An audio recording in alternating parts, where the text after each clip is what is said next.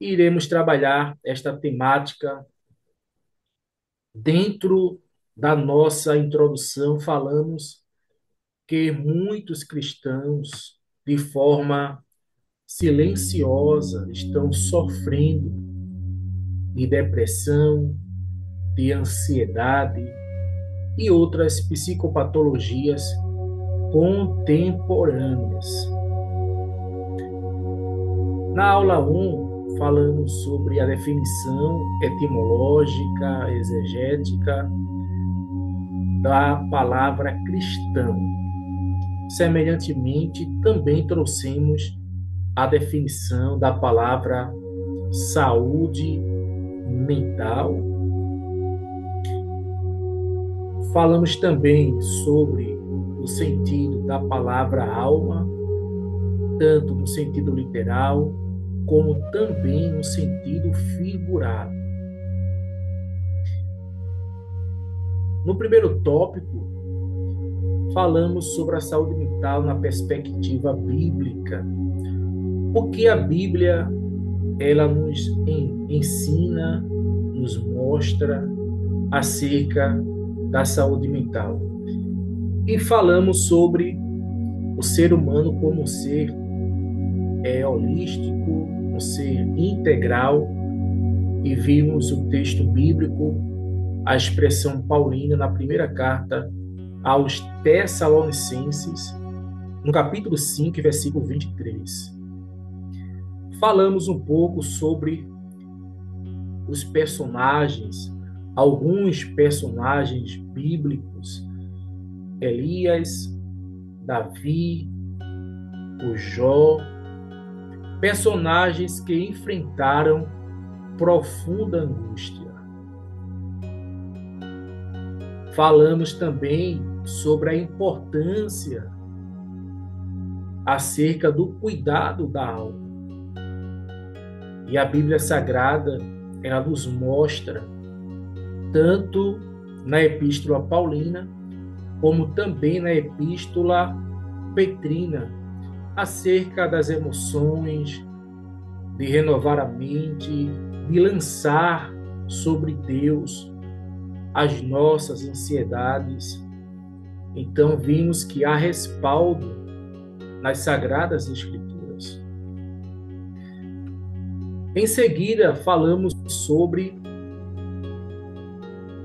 os mitos e preconceitos que há entre os cristãos.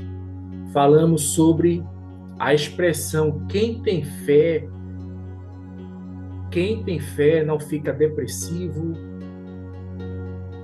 Falamos que isso é um equívoco. Falamos sobre outro mito, é só orar que passa. Outra expressão dentre a cristandade. Falamos sobre a resistência que há entre os cristãos para com os profissionais da área da saúde mental, tanto psicanalista, psicólogo e até mesmo os psiquiatras.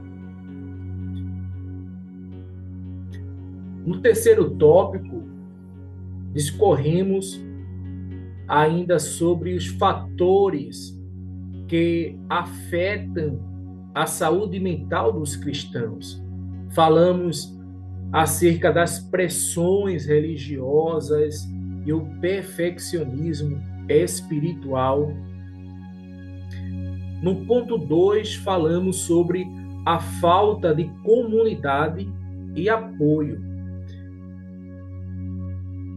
Em seguida, chegamos no ponto 3 sobre os traumas religiosos, os traumas espirituais.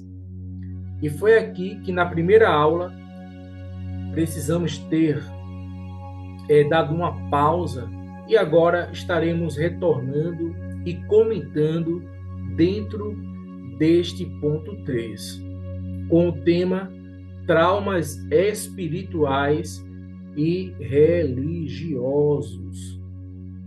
Então, feridas causadas por abusos ou distorções da fé também afetam a saúde mental.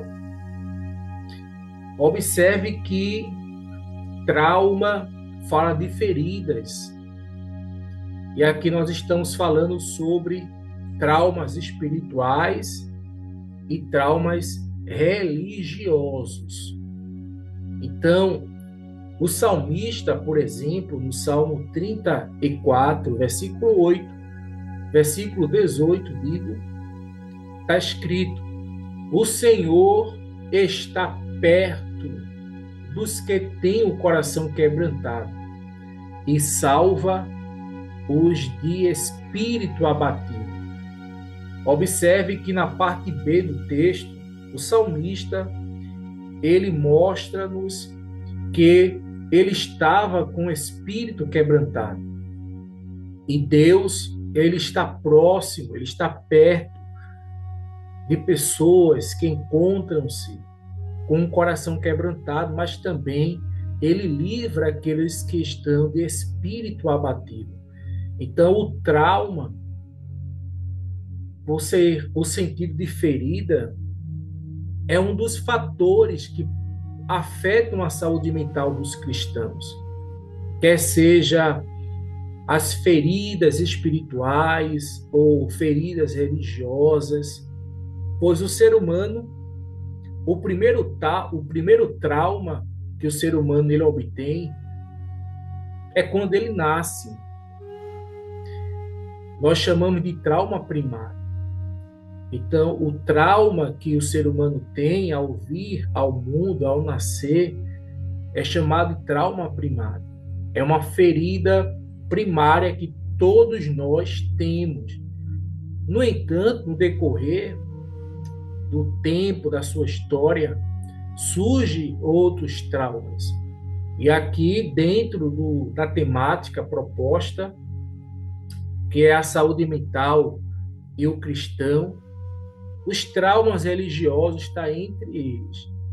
Há muitos cristãos com feridas espirituais, com feridas religiosas, e aqui afeta a saúde mental do mesmo, ok? Agora falemos dentro do tópico 4, recursos da fé para a saúde mental. Recursos da fé para a saúde mental. Quais são os recursos que a fé proporciona para a saúde mental do cristão? Como os demais pontos, temos 3 pontos aqui que iremos compartilhar. O primeiro é o consolo das Escrituras. A palavra de Deus, ela oferece consolo e esperança. O salmista, no Salmo 119, versículo 50, ele diz: o que me consola na minha angústia é isto. E ele diz que a tua palavra me vivifica. Observe que o salmista, ele, no momento da sua angústia, na sua vida, ele confessa que a palavra de Deus, ela é quem torna dar vida a ele. O termo vivificar significa tornar a dar vida. Observe que um dos recursos que a fé proporciona concernente à saúde mental do cristão é o consolo da palavra de Deus. A palavra de Deus, as sagradas escrituras, ela proporciona ao crente, ao cristão, consolo na alma. No momento das aflições, no momento da angústia, das tribulações, a palavra de Deus, que é viva e eficaz, ela proporciona consolo para a alma do aflito. Então, aqui é o primeiro recurso que a fé proporciona com relação à saúde mental. Em segundo lugar, o poder da oração e também o poder da adoração. Atos espirituais que aliviam o coração e reorientam a mente. O cristão, ele tem essas duas ferramentas, que é a oração e a adoração. O salmista, no Salmo 42, versículo 5, ele questiona a si. Ele diz: por que estás abatida, ó minha alma? Por que estás abatida, ó minha alma? E por que te perturbas dentro de mim? Espere em Deus, pois ainda o louvarei a Ele, meu auxílio e Deus meu. Então, veja que outro recurso que a fé proporciona para a saúde mental é a oração, é a adoração. Então, pelo fato do ser humano ser um ser holístico, um ser religioso por natureza, ser um ser espiritual, observe que nós podemos aqui observar que nós, seres humanos, nós podemos nos deparar com momentos dificílimos da nossa vida, da nossa fé cristã. Então, a oração e a adoração, elas são recursos que proporcionam a vida do cristão diante da saúde mental, tá certo? Aqui é outro ponto importante. Outro recurso da fé para a saúde mental. Outro recurso. A comunhão como apoio terapêutico. O apóstolo Paulo, escrevendo aos Gálatas, no capítulo 6, ele diz: ajudem uns aos outros nas suas dificuldades. Observe que o relacionamento ou os relacionamentos saudáveis dentro da igreja, na eclesia, são fonte de cura. Observe que os relacionamentos saudáveis na igreja são fonte de cura. E consubstanciando esta fala, o apóstolo Paulo diz: ajudem uns aos outros nas suas dificuldades. Nas suas dificuldades. Então, é importante esta harmonia, esta comunhão com relação à saúde mental. É importante, é muito importante. O ser humano precisa de uma rede de apoio, precisa ser ajudado, apoiado. E o apóstolo Paulo, ele falava esta verdade, mostrando-nos que o recurso da comunhão como apoio terapêutico é imprescindível. Imprescindível. O quinto ponto, o papel da igreja no cuidado emocional. A igreja, como um instituto divino, tem um papel imprescindível, indiscutível na sociedade, na família, na vida do ser humano. E aqui nós temos 3 pontos importantes O primeiro ponto, acolhimento e empatia.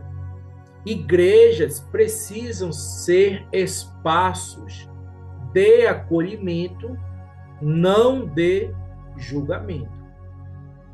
Observe que as igrejas, que é um local de adoração, é um local de aprendizado, é um local também de espaço que proporciona acolhimento. Deve haver empatia. E há um texto em Romanos, capítulo 12, versículo 15, na Nova Versão Internacional, que diz: alegrem-se com os que se alegram, chorem com os que choram. Observe aqui, de forma implícita, acolhimento, empatia, alegrar com os que se alegram, chorar com os que choram.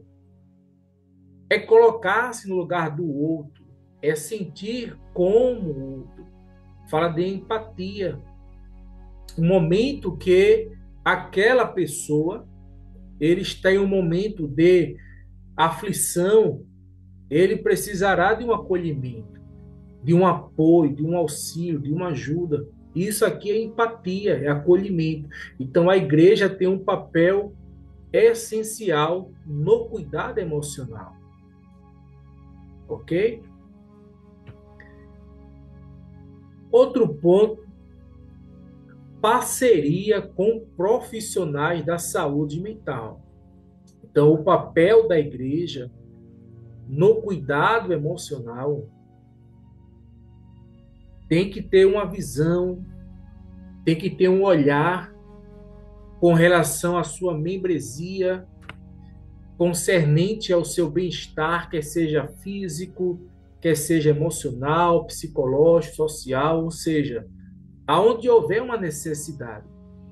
Então, quando há essa parceria com profissionais da saúde mental, estará havendo ou haverá, por exemplo, palestras envolvendo a saúde mental, grupos de apoio, redes de apoio, mas também, se houver uma necessidade de encaminhamento, haverá. Então, o papel da igreja, a igreja local, a igreja visível, aqui na terra, num cuidado emocional para com a sua membresia, haverá a promoção de palestras, grupos de apoio e também, se houver uma necessidade de encaminhamentos. Há situações aonde o ser humano ele carece de uma oração. Haverá momentos que ele carece de uma medicação. E o médico, um psiquiatra, cabe a ele prescrever a devida medicação para com aquele irmão que, antes de ser um irmão, um cristão, ele é um ser humano que precisa de ser tratado, quer seja espiritual, quer seja medicamentosamente. Então, o olhar integral do ser humano abrange esse cuidado também, tá certo? Já estamos concluindo esta nossa segunda aula. Terceiro ponto, formação de líderes preparados. Então, o papel da igreja no cuidado emocional envolve também uma preocupação, uma dedicação na formação de líderes preparados, homens capacitados, independentemente da posição, da hierarquia. Aqui nós temos, por exemplo, capacitação de pastores, líderes, mas também conselheiros para lidar com questões emocionais. Notem que a igreja tem um papel extraordinário. A missão da igreja, além de evangelizar, além de adorar a Deus, ela também tem este papel de cuidar daqueles que estão dentro dela. Quer seja crianças, quer seja adolescentes, quer seja adulto, quer seja idoso, quer seja a área física, quer seja na área emocional, quer seja na área psíquica. O ser humano é digno dos cuidados devidos. É interessante que esta capacitação, ela demonstra o amor, o cuidado que o Senhor Jesus, por intermédio da sua igreja aqui na terra, ele passa para com os seus filhos, as suas criaturas, que é o ser humano, limitado, propenso a falhas. Então, o papel da igreja, em terceiro lugar, é na formação de pessoas.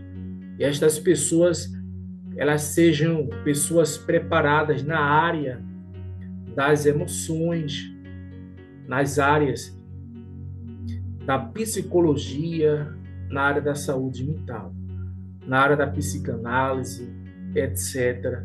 e etc. Ok? Chegamos à nossa conclusão.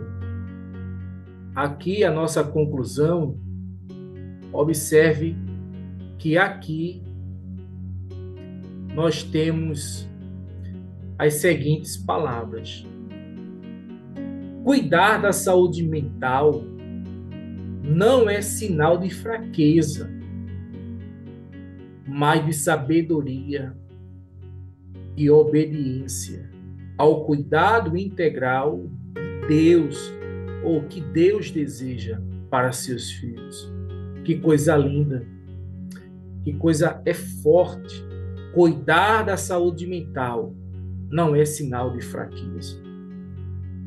Ainda que em um dado momento pensemos que somos super-heróis, nós somos frágeis, somos limitados, somos meros seres mortais. Então, a nossa mente precisa ser cuidada, os nossos sentimentos precisam ser cuidados, as nossas emoções precisam ser cuidadas.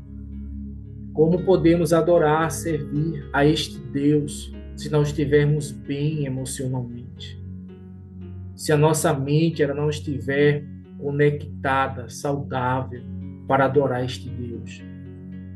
Então o cristão deve buscar equilíbrio entre fé e responsabilidade, reconhecendo que Deus pode usar recursos. Devemos reconhecer que nosso Deus pode usar recursos, pode usar meios espirituais, mas também profissionais, para promover a cura. E esta cura, ela está diante de você. Não pense, pelo fato de ser cristão, que você está isento de enfermidades e doenças. Todos nós estamos sujeitos. E se houver uma necessidade, procure ajuda profissional. A igreja, por sua vez, precisa ser um ambiente onde se fala de alma com verdade, com compaixão e esperança. A igreja local, a igreja visível, precisa ser um ambiente onde discorra, fale, expresse do interior, que é a alma, com a verdade com a misericórdia, com a compaixão, trazendo esperança. Pois há muitos dentre nós que estão sofrendo silenciosamente, estão com transtorno de ansiedade generalizada, estão com depressão, pessoas que estão definhando paulatinamente, lentamente, aos poucos, perdendo a esperança, perdendo expectativas. Então, esta conclusão que fique na sua mente, no seu coração. E aqui temos um texto bíblico, palavras do apóstolo João, na sua terceira epístola. Diz assim: amado, desejo que te vá bem em todas as coisas e que tenhas saúde, assim como bem vai a tua alma. Observe que o cristão, ele sempre desejará o bem do seu irmão. E aqui João, em uma posição de líder, ele diz: eu almejo, eu desejo, eu anelo que te vá bem em todas as coisas, em todas as áreas, em todos os âmbitos, em todas as esferas da sua vida, e que tenhas saúde, assim como bem vai a tua alma. Já aprendemos que alma vem da expressão grega psique, tem um sentido de vida, tem sentido de ser vivente, mas também tem um sentido de vontade, pensamento, emoções. Portanto, a alma é a sede das emoções. Olhando para esta palavra joanina, eu digo para você: amado, amada, desejo que te vá bem em todas as coisas. Você que está assistindo esta aula, o meu desejo, a minha oração é que você vá bem em todas as áreas da sua vida. Que Deus abençoe a tua vida, que Deus guarde a sua mente, o seu coração, e que você tenha saúde, assim como vai bem a tua alma, assim como vai bem o teu interior, as tuas emoções, os teus pensamentos. Eu quero te dizer, meu muito obrigado por você ter estado aí até agora, assistindo esta aula. Você que tem interesse em cuidar do seu pensamento, das suas emoções. Eu não sei se você alguma vez fez terapia. Eu não sei se alguma vez você procurou ajuda profissional. Mas eu quero te incentivar, te encorajar. Se houver, porventura, não deixe para depois. Procure ajuda profissional. Deus deseja que nós, seus filhos, tenhamos uma vida saudável em todas as áreas da vida, inclusive a saúde emocional, a saúde mental. Portanto, procure na hora certa, cuide de você, invista em você, e que Deus te abençoe, Deus te guarde. E meu muito obrigado, até a próxima.